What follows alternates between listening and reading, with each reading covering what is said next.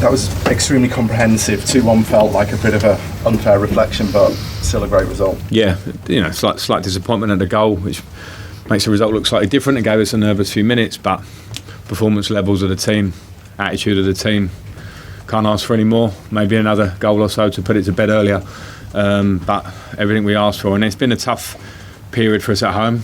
We know that. Last couple of days have been spent, well, for me and for the lads, of finding the reasons why, because I can't keep saying we're playing well and lose games. That just doesn't work. So we had to find the reason why, and a lot of it for me was a mentality in both boxes, focus in every moment of the game, and they gave me everything today. Two big calls on Giroud and Alonso. And obviously they're both scoring. To be pretty pleased with it. Yeah, I'm pleased. You always look clever when that comes off, and you're called an idiot when it doesn't with decisions, and we have to make them every week. I'm delighted for them both because it's not easy, and they're experienced lads when they're not playing regularly. And everyone's talking about Ollie. Ollie's got his fitness. You see there, 70 minutes is tough for him, but what you do get with Ollie is quality. You know his attributes, and a game where I expected Tottenham to be deep, which they were in the first half. You can find him and he can bring people into the game, and then Mason and Ross around him helped with their energy, and then he can finish. And obviously Marcus's finish was top drawer as well. So really pleased. That's what a squad needs. It's not easy, as I say, to make selections and people not playing. You need to trust that they're good professionals, and both of them have been in all ways, and delighted for them. Have you been made aware in your TV interviews after the game of the Giovanni Lo Celso situation? Yes. What do you think about that? About Stockley Park coming out saying we've made a mistake? Yeah. Well, everybody knew they made a mistake. Who had we obviously have the monitor and can view it. I was just waiting for the red card to be shown. Not with real pleasure, because it's just a tackle that endangers a player. That's what VAR's brought in for, to see things that the referee on the pitch side don't see, and it's just not good enough. No more to say. No more to say. The saying afterwards that they made a mistake is not good enough, because they have a couple of minutes they took there to try and get it right. They probably needed one viewing of that one to get it right. So I don't know what more to say. Just a huge another question mark on VAR. And I want VAR to be good. I want it to work. It's a high-speed game. The referees have the toughest job around. VAR's brought in to help them and make the game better.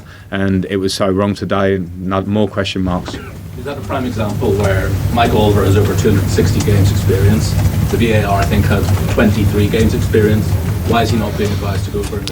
I think it's not, and the reason being is it's so clear that prime example is when it's probably there's a doubt. We think it may be. We think you might have got it wrong. I agree. It goes to the monitor then, which they're not doing. I think once they've been to the monitor. This one doesn't need the monitor. It's a clear decision, human decision. Stockley Park, red card, game goes on.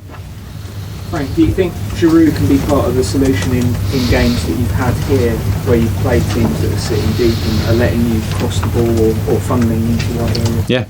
Yeah, I do. I think you can be, without a doubt. The way you play today, if we need to adapt slightly, and that's the case. Listen, Tammy's been fantastic this season. Who's played the majority of games and got himself an England squad, scored regular goals at the top of the charts. Had a more difficult time recently and with his injury. But yeah, you understand the attributes of them both. Different games, different teams that come up against you. You can use different attributes of them, and I'm just delighted that Ollie comes in and gets his goal. So that's positive. I need that competition. Does it feel good to have nice decisions to make going into a playing game now when you've been struggling for goals?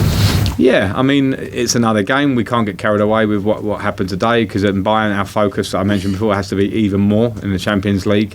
But yeah, no, it's nice decisions, and we still have some issues. We still have at the minute 3 wingers that are out injured. Ruben, great to have him on the bench, but hasn't kicked a ball this season. So there are lots of ways we can get that threat higher up the pitch again. But the way the players play today, and when Ollie's playing, you have to play to his strengths. You have to put balls into the box. You have to use him to bring people into the game. And if we have to adapt slightly for games like that, then that's the test that I'm under and that the players are under. Frank, how serious were you before kick-off when you were suggesting that Jose's connection to the training ground might have helped him with his team selection? Serious. That's the world we live in, and I'm not being sinister about it, but it's the world we live in. So whether someone's worked previously at the club, I think that can happen when you work. We've been working on a back three for 2 or 3 days, and I'm not that trust in always in everybody, but that's life. But in that case, is it even more satisfying that it's the second time in 2 months that you sort of tactically? Only, yeah, I mean, I wouldn't say tactically outwitted because he matched us up. Maybe that's a bit of credit because he knew that we played it well at Tottenham.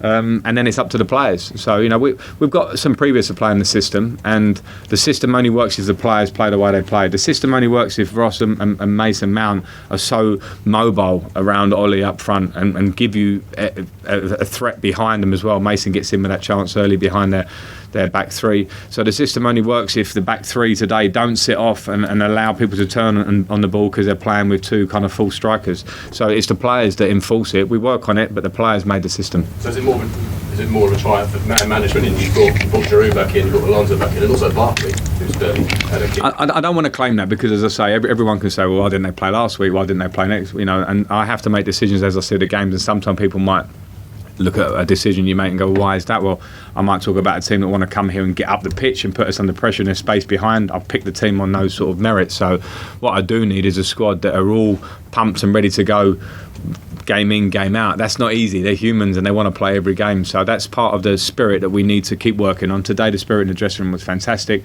The spirit on the pitch was fantastic. And we can't lose sight of that. That's the reason we won this game. Okay, we're going to leave it there. We're going to do Mondays on the side. Thank you. Thank you all.